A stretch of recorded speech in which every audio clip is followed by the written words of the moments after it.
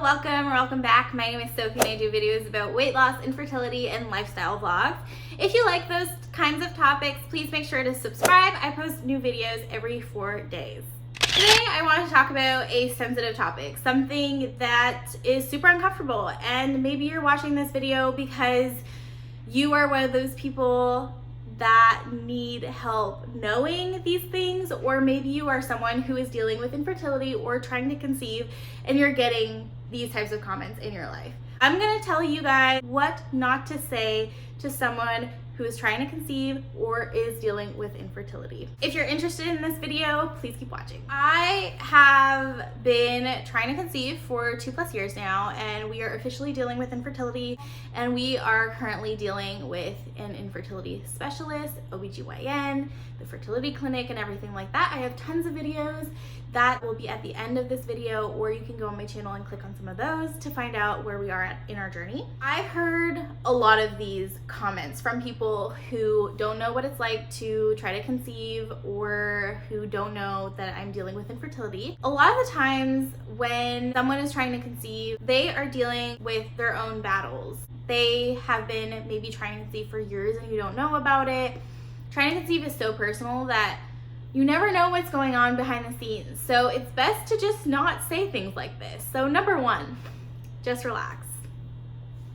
I have some feelings about this one because I've heard it a lot from my closest friends and family to people that I really don't know. A lot of people will attribute infertility to stress because it's been proven that if you're stressed out enough, it will affect your cycle and you'll have a harder time conceiving. But I assure you, a lot of women that are stressed out are still getting pregnant. So just relax isn't going to help someone with infertility conceive. It isn't. So you might as well not say that because it's super frustrating. I've had months in my infertility journey where I am super relaxed, not even thinking about conceiving, and I still don't get pregnant. So just don't say it. It's just ridiculous. Another one that I get, that I've gotten, and that I hope I never get again, are you pregnant yet? Are you pregnant? Shouldn't even ask that. But to add yet at the end is so insulting. Oh my goodness. I've had this comment from friends, not particularly close friends, but from friends. And no, I'm not pregnant yet. You should feel bad about even asking that. It's such a sad thing for people to hear that are trying to conceive or are having a hard time. Like, just don't do that. Don't ask a woman if she's pregnant yet.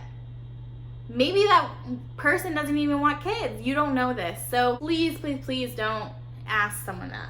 This can come to you in different ways, but don't minimize the problem or the issue. If someone is having a hard time conceiving, even if it's only been 3 months or if it's been 7 years, don't minimize what is happening to them.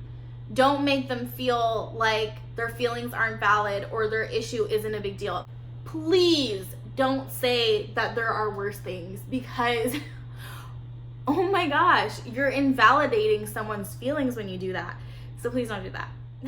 This next one is controversial. Have you thought about adoption? Here's the thing. Adoption is amazing. It's wonderful. It's definitely an option that is out there, and it's an option that people should always explore. Not always, but you should explore because there are so many kids that need families and homes. But is it so bad that I might just want a blood-related child just like you or your sister or your friend? You know, a lot of the times when someone says, have you thought about adoption, they have biological children. They've had kids of their own. It's as if I was telling them, why did you have your own kids? Why didn't you adopt? Wouldn't that be insulting? It's kind of the same thing. Like, I'm going through IUI and IVF and whatever else to have my own kids. And I should have that option, and I should be able to choose that option for myself. And just because I'm not at the adoption process yet doesn't mean I haven't thought about it, but it also doesn't mean that that's what I want. Unfortunately, it's not in everybody's plans. And for me, I would personally consider surrogacy before adoption. That might be controversial because yes, there are tons of kids in the system that need homes, but I'm not strong enough for that in my life right now. And I just It's a really big responsibility to take in a child who might have special needs or might have a really traumatic past. It's a whole other ball game than having your own kids. And you really need to not assume that adoption is always the answer. It isn't always the answer. It's not for everybody. This one grinds my gears. I've heard it a lot. It almost makes me cry whenever I hear these types of comments. You're so lucky you don't have kids. Well, at least you got to sleep in last Saturday. I've heard this from really close family. I got a text on a Saturday morning about, well, basically we were group texting. It was a family message. And they had asked a question to everybody in the family, and we only answered around 10 a.m. And they answered, must be nice to be able to sleep in on Saturdays. We've been trying, dude. Like, I would much rather be up at 6 a.m. than 10 a.m. right now, because it would mean that I would have a child in my arms. It's so insensitive. It's the worst kind of comment.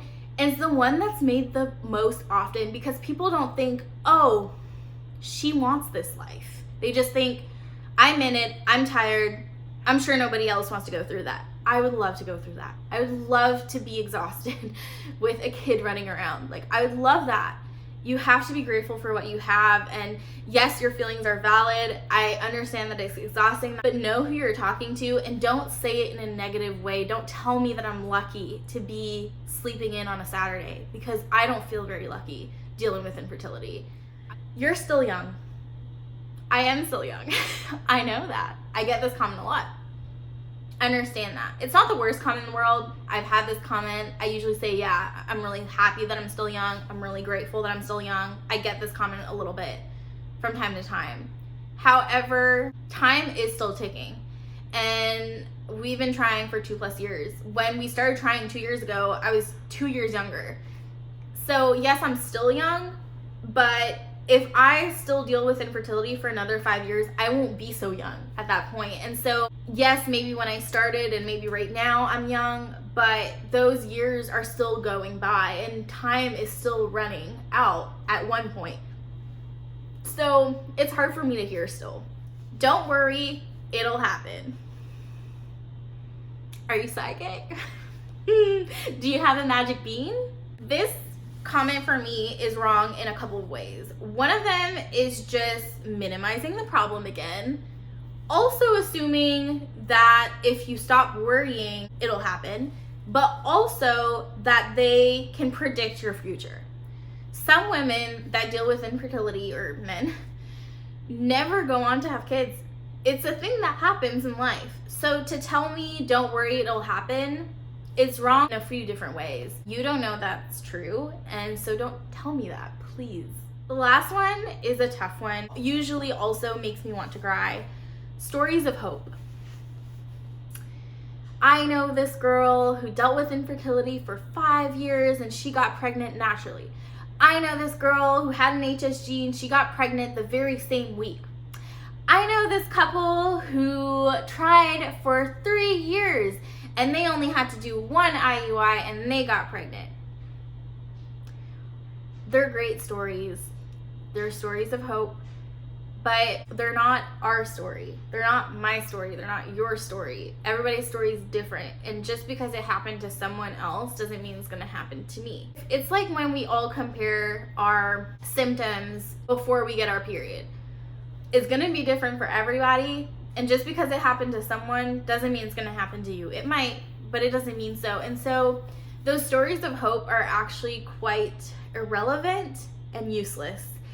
And they're hard to hear a lot of the time, because what if I don't get my happy ending and you just keep telling me these really happy stories about people that dealt with infertility and got pregnant? I might not, and so it's really upsetting. So those are all the things that you should not say to someone that is trying to conceive, who is having trouble conceiving, or who is dealing with infertility. I hope that if you're watching this because you are trying to be careful around someone, that it has helped you. And if you are someone who is dealing with these comments being said to you, that it brings you comfort that we're all dealing with the same types of comments. It's just something that happens when you're talking to friends, family, acquaintances, or strangers. You know, it's kind of poking fun at things that hurt, but they're gonna keep happening anyway, so we might as well laugh about it. I hope you enjoyed this video. If you did, please like, please comment. I answer every single comment and I would love to answer yours. Tell me what the worst comment you've had said to you in regards to trying to conceive or your infertility journey. I would love to know what people have said to you. Let's share and be a great community that can support each other. I will see you guys in the next video. Bye.